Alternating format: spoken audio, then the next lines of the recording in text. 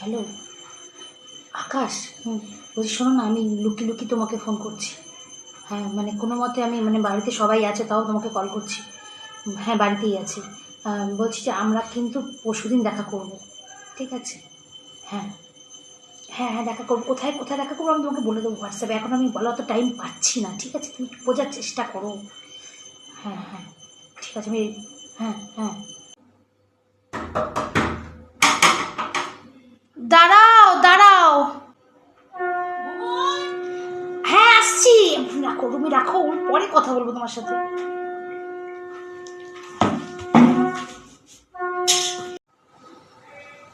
কি ব্যাপার রে তোর? হ্যাঁ, কি হবে কি? দরজা বন্ধ করে কার সঙ্গে কথা বলিস? দরজা না না, ওটা তো হাওয়ায় বন্ধ হয়ে গেছে। কি দরজা হাওয়ায় বন্ধ? দরজা তো ঠেললাম, আটকানো ছিল তো।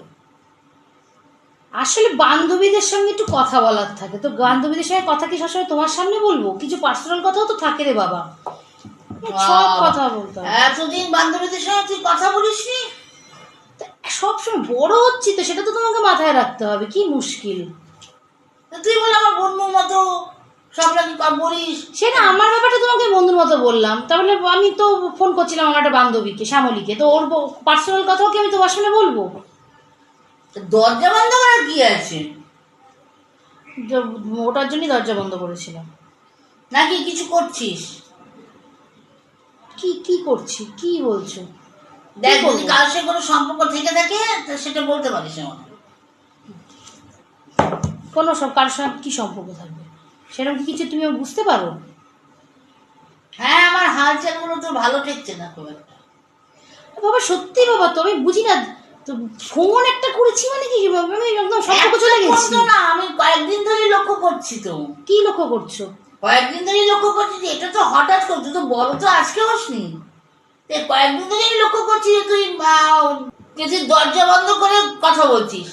আর তাছাড়া কয়েকদিন ধরে আমি লক্ষ্য করছি তুই আনমনে থাকিস। এক কথা বলি, শুনিস আর এক কথা।